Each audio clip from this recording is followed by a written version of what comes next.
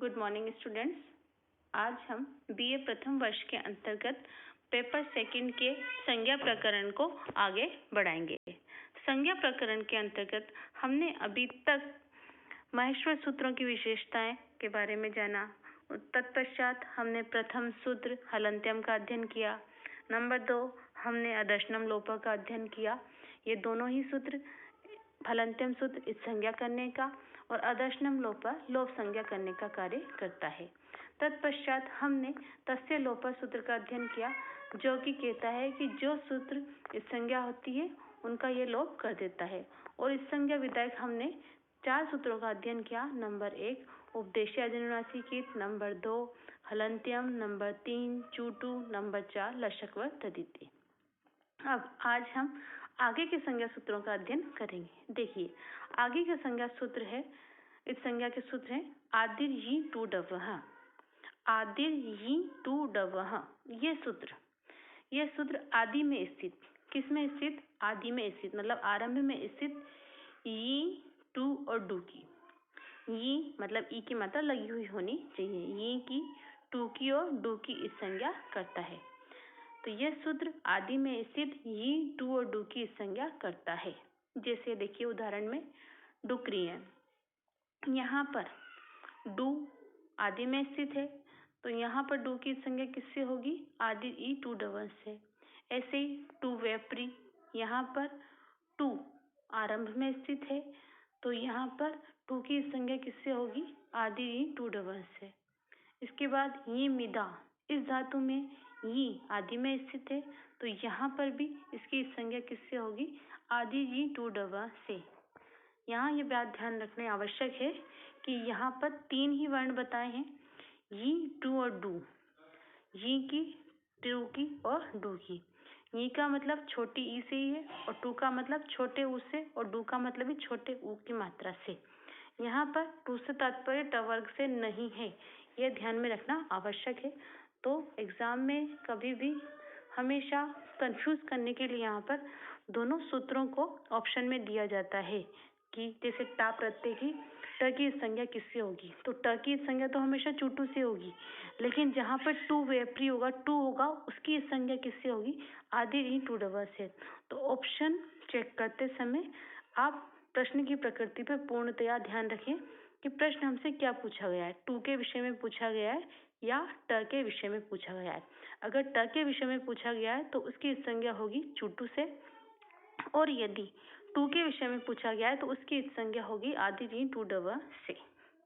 अब इस संज्ञा का छठा सूत्र है श प्रत्यय से। श प्रत्यय से ये कहता है कि आरंभ में स्थित, किसमें स्थित? आरंभ में स्थित प्रत्यय के श की, ये श है मूर्धन्य श, तालव्य श की संज्ञा होगी लशक व तदिते से, और मूर्धन्य श की संज्ञा किससे होगी? श प्रत्यय से। तो आरंभ में स्थित प्रत्यय के श की इस संज्ञा होती है। आरंभ में स्थित देखिए उदाहरण से शय और शाकन। शय में आरंभ में श है और शाकन में भी आरंभ में श है, तो उसकी संज्ञा किससे होगी? श प्रत्यय से। जब शय प्रत्यय में होगी तो श आधा है, इसलिए यहाँ पे कोई शेष नहीं रहेगा, और शाकन में श में आ है, इसलिए यहाँ पे आकन पीछे शेष रहेगा। तो हमेशा ये ध्यान में रखिएगा, अगर उसमें कोई व्यंजन है तो वो व्यंजन सहित ही पीछे शेष रहता है, और कोई व्यंजन नहीं है तो केवल हलंत व्यंजन की संज्ञा होकर लोप हो जाता है। अब हमने इस सूत्र के अंतर्गत अर्थात तस्य लोप सूत्र के अंतर्गत हमने इस संज्ञा विधायक 6 सूत्र पढ़े। देखिए हम आरंभ से शॉर्ट में एक बार इसको देख लेते हैं वापस से कि ये सूत्र कोई संज्ञा नहीं करता, अपितु जिसकी इस संज्ञा होती है उसका ये क्या कर देता है? लोप कर देता है। अर्थात ये सूत्र संज्ञा न करके अपितु कार्य करता है, जिसकी इस संज्ञा और लोप संज्ञा होती है उसका ये सूत्र लोप कर देता है।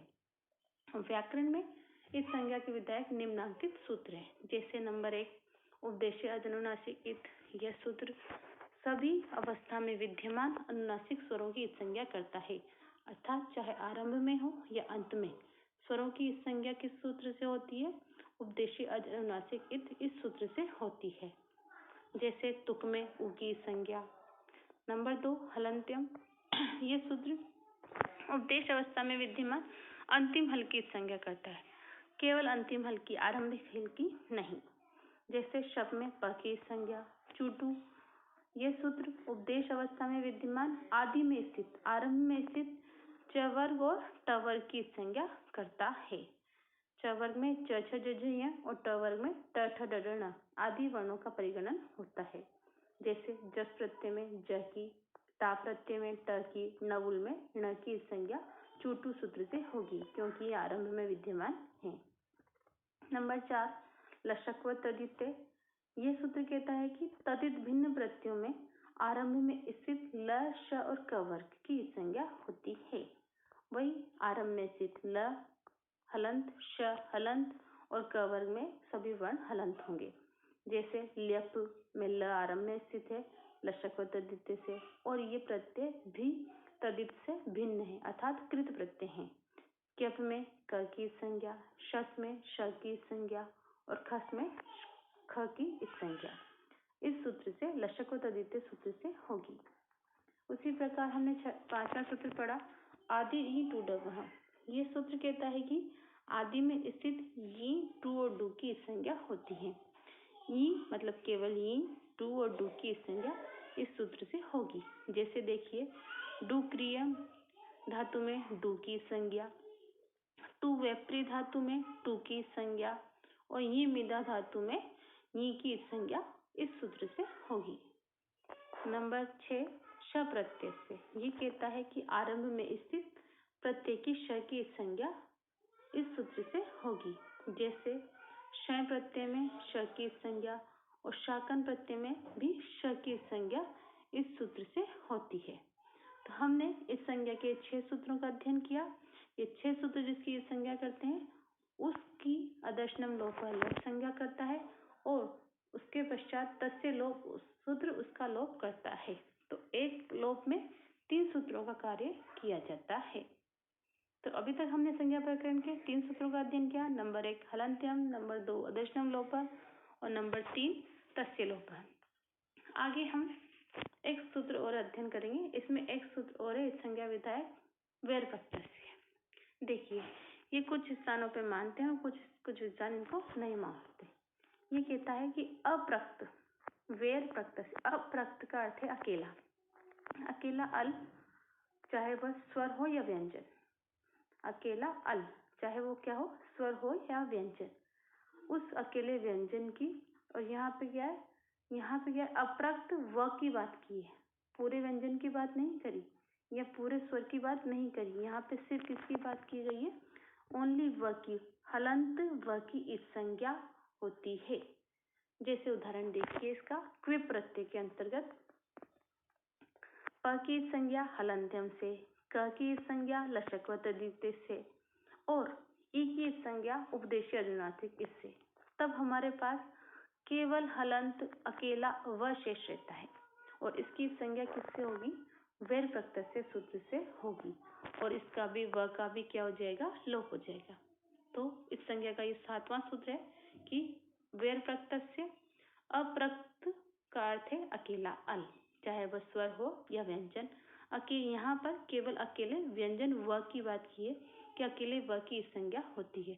जैसे उदाहरण हम देखते हैं, क्विप प्रत्यय के अंतर्गत क्विप, प की संज्ञा अंतिम हल है हलंत्यम से, क की संज्ञा लशक व तदित से आदि में स्थित है, व में स्थित ई की संज्ञा क्योंकि स्वर है इसलिए उपदेशीय अजनुनासिक इत से होगी, और अकेले व की संज्ञा किससे होगी, वैर प्रत्यय सूत्र से होगी, और इसका भी क्या हो जाएगा, लोप हो जाएगा।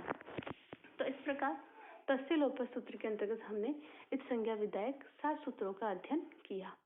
अब तक हमने संज्ञा प्रकरण के अंतर्गत 3 सूत्रों का अध्ययन किया है। नंबर 1 हलंत्यम, नंबर 2 अदर्शनम लोप, नंबर 3 तस्य लोप, और हमने इस संज्ञा विधायक सूत्रों का अध्ययन किया। इन 3 सूत्रों का मैं बार बार रिपीटेशन इसलिए कर रही हूँ क्योंकि एग्जाम में कई बार प्रश्न यहीं से आते हैं, और एक महत्वपूर्ण बात यह है कि इन तीनों सूत्रों का कार्य आगे जाके हमें जब प्रत्यय पढ़ते हैं तो वहाँ पर अत्यंत महत्वपूर्ण है।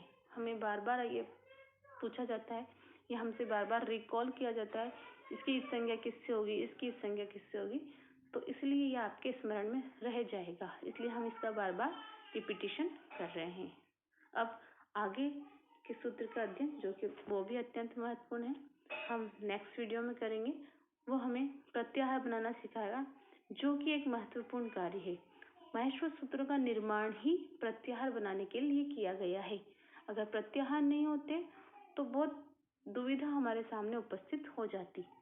तो आगे का सूत्र का अध्ययन हम नेक्स्ट वीडियो में करेंगे। तब तक के लिए इत्यलं, धन्यवाद। शुभास्य पंथानं सन्तु।